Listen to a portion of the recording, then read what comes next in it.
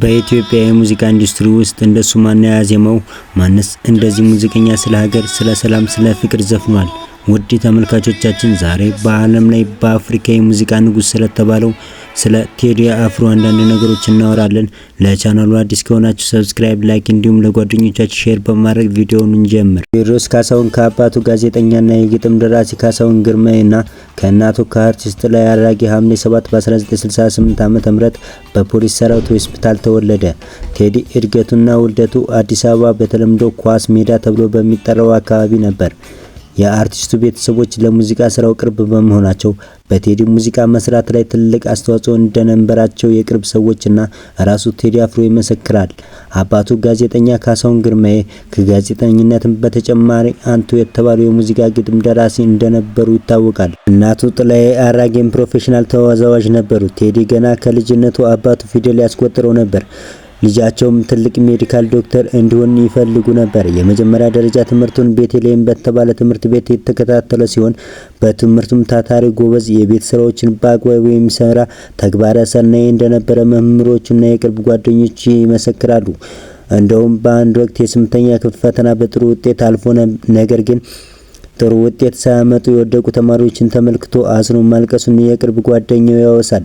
ቴዲ የሁለተኛ ደረጃ ትምህርቱን ማጠቃለያ ላይ ሙዚቃ መስራት ቢጀምርም በትምህርት ቤቱ ግን እንደ ቀድሞ ተፎካካሪ ተማሪ አልተገኘለትም ነበር። የቴዲ የሙዚቃ ህይወት ስንዳስስ ከልጅነቱ ጀምሮ ለሙዚቃ ልዩ ፍቅር እንደነበረው እናያለን። ልጅ እያለ ግጥም ለሚወዳት ውሻ ያዜምላት ነበር። የቴዲ የሙዚቃ ህይወት አልጋ ባልጋ አልነበረም። ቤተሰቦችም በተለይ አባቱን ልጃቸው ሜዲካል ዶክተር እንዲሆን ከነበራቸው ትልቅ ምኞት የተነሳ ቴዲ ሙዚቃ እንዳይጫወት ትልቅ ጫና ያደርሱበት ነበር። ይሁን እንጂ ቴዲና አባቱ ለሙዚቃ ትልቅ ፍቅር እንደነበራቸው ጎረቤቶቻቸው ይናገራሉ። ቴዲ አባቱን ሙዚቃ ህይወቴ በሚለው ዘፍኖ ዘክሯቸዋል። የመጀመሪያ የሆነውን አልበሙን የሁለተኛ ደረጃ ትምህርቱን ሲያጠናቅቅ ተማጸንኳት ሲል ሰይሞ ለአከፋፋይ በጥቂት ብር ይሸጠዋል። ነገር ግን አከፋፋው አልበሙን ከማከፋፈል ይልቅ አልበሙን አፍኖ ያስቀርበታል። ቴዲ በዚህ ተስፋ ሳይቆርጥ ትኩረቱን የብዙ ጊዜ ህልሙ ወደ ነበረው አፍሮ ሳውንድ ባንድ ከጓደኞች ጋር በመሆን አቋቋመ። በባንዱ ውስጥም በነበረው ከፍተኛ አስተዋጽኦ ቴዲ አፍሮ በመባል ታወቀ። ባንዱ በተለያየ ምክንያት ሲፈርስ ቴዲ ትኩረቱን ወደ አልበም ስራው አድርጎ ለህዝብ የደረሰውን የመጀመሪያ ስራውን አቦጊዳ ሲል ሰይሟል። አልበሙም እጅግ ተወዳጅነትን አተረፈ። ታይቶ በማይታወቅ መልኩም ተሸጠ። ከዚህ በኋላ ነበር ቴዲና ሙዚቃው ከህዝብ ላይ ወጡ የገቡት። ቴዲ ከአቦጊዳ አልበም በኋላ ስኬታማነትን የሆኑ ጊዜያትን አሳለፈ። የሙዚቃ ህይወትንም አሪፍ እየሆነለት መጣ። ቴዲ ከአቦጊዳ በኋላ ያስተሰርያል፣ ሌቦ፣ ጥቁር ሰው እና ኢትዮጵያ የተሰኙ 4 ስኬታማ አልበሞችንና የተለያዩ ስኬታማ ነጠላ ዜማዎችን አድርሶናል። አልበሞቹ በሙሉ አስገራሚ የሆነ ሽያጮችን አሳይተውናል። ቴዲ አልበም ሲለቅ እንዲሁም ነጠላ ዜማዎችንም ሲለቅ ሀገር ብቻ ሳይሆን ዓለም ይደሰታል። ቴዲ በአሁን ሰዓት ባለ ትዳር ሲሆን ከባለቤቱ አምሰት ጋር ለመጀመሪያ ጊዜ የተገናኙት የሜካፕ ባለሙያ ሆነ የሱም ቪዲዮ ክሊፕ በሚሰራበት ጊዜ ሲሆን በአሁን ሰዓት ቴዲና ባለቤቱ አምሰት 2 ልጆችን አፍርተዋል። ቴዲ በሙዚቃ ህይወት ውስጥ የተለያዩ ፈተናዎችና ችግሮች ገጥመውታል።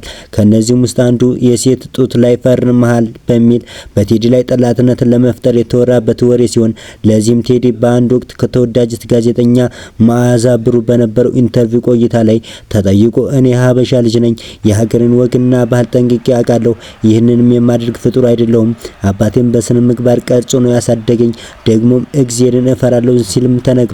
ሌላው ደግሞ ቴዲ የሚዘፍናቸው ሙዚቆች እናም ለስራ ባልደረቦች የሚያበረክታቸው ግጥሞች የአባቱ ናቸው ተብሎ የቴዲን ችሎታና ብቃት ዝቅ ለማድረግ የተነሳ ወሬዎች ሲሆኑ ይህንንም ቴዲ ለጀግናው አትሌት ቀነኒሳ ድል ቀነኒ ኬኛ ሲል በ24 ሰዓት ውስጥ ሀገር ያናወጠ ተወዳጅ ሙዚቃ ሰርቶ አስመልክቶናል። ሌላውና ትልቁ ፈተናው በመኪና ሰው ገጭ ተገድለሃል ተብሎ በሚያዝያ 8 2000 ዓ.ም በቃሊቲ እስር ቤት ለ1 ዓመት ከ6 ወር ያክል በሐሰተኛ ማስረጃ የተነሳ የታሰረበት ወቅት ነበር።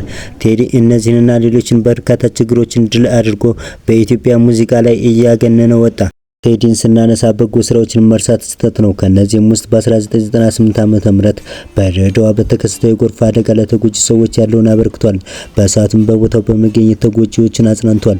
እንዲሁም ለአበበች ጎበና ህጻናት መርጃ ማዕከል የገንዘብ ድጋፍ አድርጓል። ከነዚህም በተጨማሪ ሱዳን በግፍ ታስሮ ስለነበረው ኤርትራዊ ዋስትና እና 700 ሺህ ብር የኢትዮጵያን ብር በመክፈል ከስራ አስፈትቶታል።